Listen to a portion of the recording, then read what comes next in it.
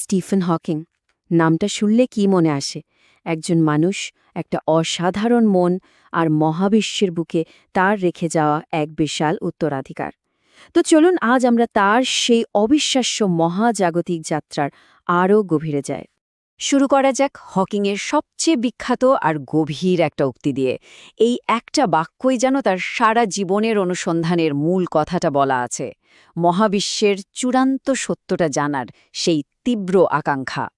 তো প্রশ্নটা হলো, কিভাবে একজন মানুষ যিনি নিজের শরীরের মধ্যেই প্রায় বন্দী ছিলেন, মহাবিশ্বের এত সব গোপন রহস্য উন্মোচন করলেন? এই প্রশ্নটাই কিন্তু আমাদের এক অবিশ্বাস্য আবিষ্কারের গল্পের দিকে নিয়ে যাবে। স্টিফেন হকিং বললে আমাদের সবার চোখে যে ছবিটা ভাসে তা হলো হুইল চেয়ারে বসা একজন মানুষ আর তার সেই যান্ত্রিক কণ্ঠস্বর, তাই না? সারা বিশ্ব তাকে এভাবেই চেনে, কিন্তু ওই আইকনিক ছবির পেছনের আসল গল্পটা কিন্তু আরও অনেক বেশি অবাক করার মতো। আমরা তো ছবিটা চিনি, কিন্তু এর পেছনের গল্পটা, ওটা সব প্রত্যাশাকেই ছাড়িয়ে গিয়েছিল। তো চলুন এই পরিচিত আইকনের আড়াল থেকে সেই মানুষটার গল্পটা একটু শুনি, যে মানুষটা সব প্রতিকূলতাকে বুড়ো আঙুল দেখিয়েছিলেন। কিন্তু প্রশ্ন হল, কিভাবে তিনি ভাগ্যকে এভাবে হার মানালেন? আচ্ছা, এই অংশটায় আমরা হকিংয়ের সেই অবিশ্বাস্য ব্যক্তিগত জীবনে একটু ডুব দেব। দেখব কিভাবে তার অসুস্থতা ধরা পড়ার পর তিনি এক অসাধারণ মানসিক শক্তির পরিচয় দিয়েছিলেন। ভাবা যায়, মাত্র ২১ বছর বয়স, তখন তার কেমব্রিজের একজন ব্রিলিয়ান্ট ছাত্র, আর ঠিক তখনই ডাক্তাররা তাকে এমন একটা রোগের কথা জানালেন যা ধীরে ধীরে তার শরীরের সব ঐচ্ছিক পেশির উপর থেকে নিয়ন্ত্রণ কেড়ে নেবে। ডাক্তারদের ভবিষ্যৎবাণী আর বাস্তবতার মধ্যে পার্থক্যটা ছিল আকাশ পাতাল। মানে একদিকে ডাক্তাররা বলছেন গড় আয়ু মাত্র ১৪ মাস, আর অন্যদিকে স্টিভেন হকিং বেঁচে থাকলেন আরও ৫০ বছরেরও বেশি। এটা তার অদম্য ইচ্ছাশক্তি আর মানসিক জোরের এক অবিশ্বাস্য উদাহরণ। এরপর ১৯৮৫ সালে একটা শ্বাসনালীর অপারেশনের পর তিনি কথা বলার ক্ষমতা পুরোপুরি হারিয়ে ফেলেন।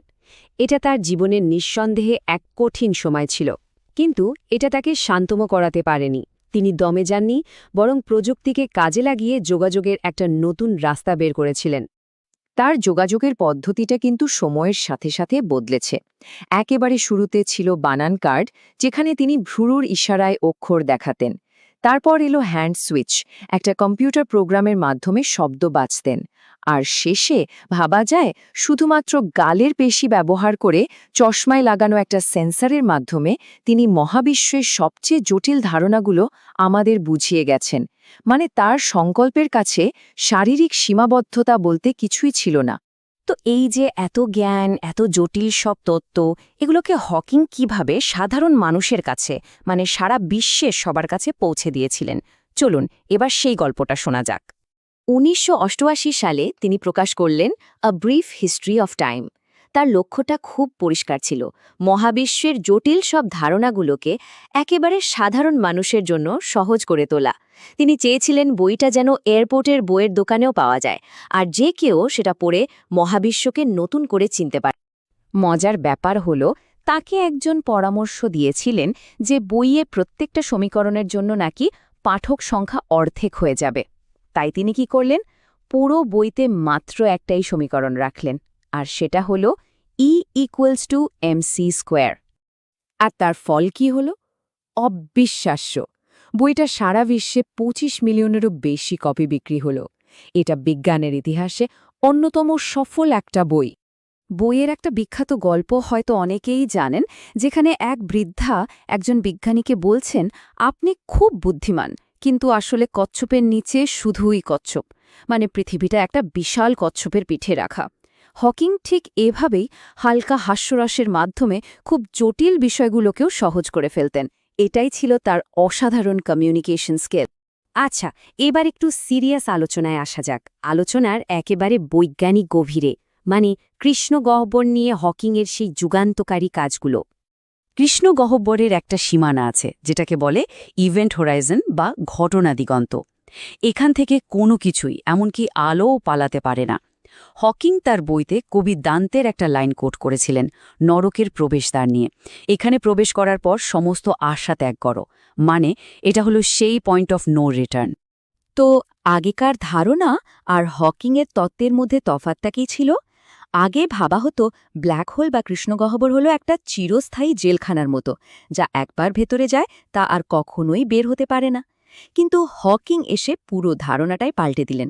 তিনি বললেন, না, কৃষ্ণগহ্বর ততটাও কালো নয়, তারা আসলে বিকিরণ করে, ধীরে ধীরে ছোট হয় আর শেষে একদিন পুরোপুরি মিলিয়েও যায়।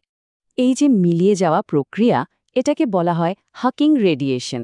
খুব সহজ করে বললে, কৃষ্ণগহ্বরের ঠিক কিনারায় জোড়ায় জোড়ায় ভার্চুয়াল কণা তৈরি হয় আর মুহূর্তেই মিলিয়ে যায়। কিন্তু মাঝে মাঝে একটা কণা ভেতরে পড়ে যায় আর অন্যটা বাইরে ছিটকে আসে। আর ওই যে কণাটা বাইরে বেরিয়ে এলো, ওটাই কৃষ্ণগহ্বরের শক্তি কিছুটা কমিয়ে দেয়। এভাবেই খুব ধীরে ধীরে কৃষ্ণগহ্বর তার ভর হারায় আর একদিন বাষ্পীভূত হয়ে যায়। কিন্তু এখান থেকেই একটা বিশাল প্রশ্ন উঠে আসে। যদি একটা কৃষ্ণগহ্বর পুরোপুরি মিলিয়েই যায়, তাহলে তার ভেতরে যেসব জিনিসপত্র পড়েছিল, মানে সে সব কিছুর তথ্য, সেগুলোর কি হবে? এটাই হলো বিখ্যাত ইনফরমেশন প্যারাডক্স। কারণ কোয়ান্টাম মেকানিক্সের নিয়ম অনুযায়ী তথ্য কখনো পুরোপুরি ধ্বংস হতে পারে না।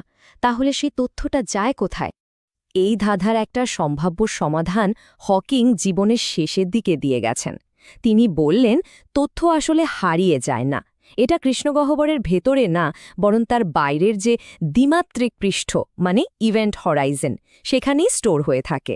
কিন্তু তথ্যটা এমনভাবে ঘেটে যায় যে সেটা আর পড়া সম্ভব হয় না। অনেকটা একটা বই পুড়িয়ে ফেলার পর তার ছাই থেকে যেমন আর লেখাগুলো উদ্ধার করা যায় না, ঠিক সেরকম। আমাদের আলোচনার শেষ অংশটা কিন্তু সবচেয়ে অবাক করার মতো। এখানে আমরা দেখব কিভাবে হকিংয়ের একটা পুরোপুরি তাত্ত্বিক ধারণা একেবারে নক্কর পর্যবেক্ষণের মাধ্যমে সত্যি বলে প্রমাণিত হয়েছে। ঘটনাটা শুনুন। ১৯৭১ সালে স্টিফেন হকিং একটা থিওরি দিলেন, নাম এরিয়া থিওরেম। সোজা কথায়, দুটো ব্ল্যাক হোল মিলে গেলে যে নতুন ব্ল্যাক হোলটা তৈরি হবে, তার বাইরের ক্ষেত্রফল আগের দুটোর যোগফলের চেয়ে কম হতে পারবে না, বরং বেশি হবে। এরপর ২০১৫ সালে লাইগো প্রথমবারের মতো দুটো ব্ল্যাক হোলের সংঘর্ষ থেকে আসা মহাকর্ষীয় তরঙ্গ শনাক্ত করল। আর তার ঠিক কয়েক বছর পর ২০২১-এ বিজ্ঞানীরা ওই সিগন্যাল বিশ্লেষণ করে নিশ্চিত করলেন যে হকিংয়ের থিওরি একেবারে সঠিক। মানে প্রস্তাব দেওয়ার ৫০ বছর পর সেটা প্রমাণিত হল। আর ডেটাগুলো কি বলছে? সংঘর্ষের আগে দুটো ব্ল্যাক হোলের মোট সারফেস এরিয়া ছিল প্রায় ২,৩৫,০০০ বর্গ কিলোমিটার।